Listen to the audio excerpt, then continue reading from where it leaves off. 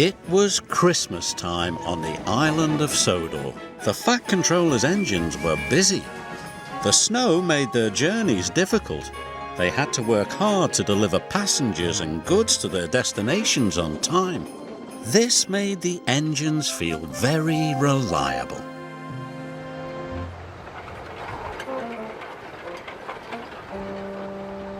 Elizabeth pulled into the fitter's yard with Thomas's snowplow. "I don't need that silly old thing," huffed Thomas. "Stuff and nonsense," steamed Elizabeth. "You can't be a reliable engine if you can't get through the snow." That made Thomas cross. "You know I'm reliable. I just don't like my snowplow."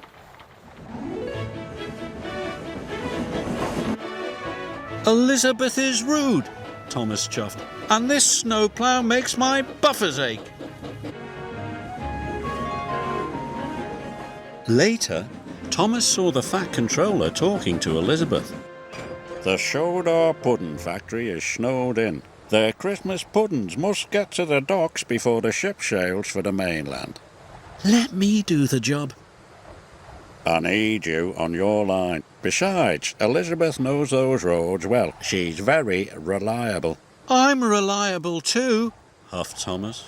"Apparently not reliable enough," Elizabeth chuffed. Now Thomas was crosser still. The snow was heavy, but Thomas arrived at every station right on time.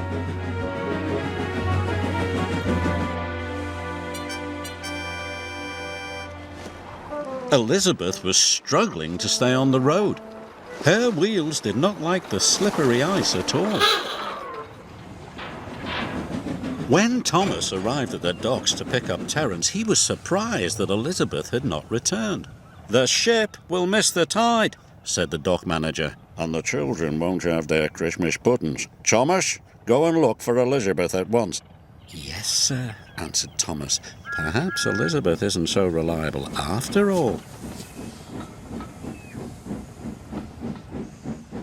At the pudding factory, Elizabeth was piled high with crates of Christmas puddings. "The Fat Controller's counting on me. I mustn't be late."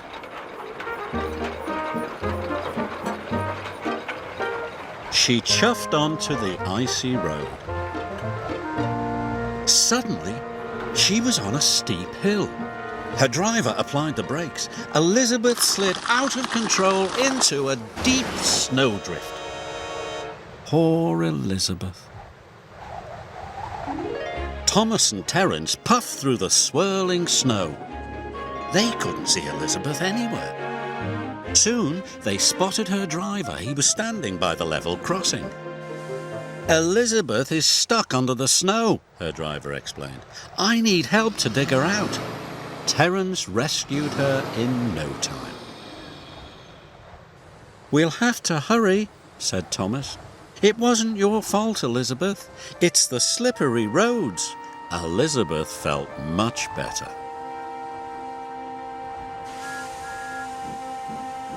Thomas chuffed and puffed as fast as he could.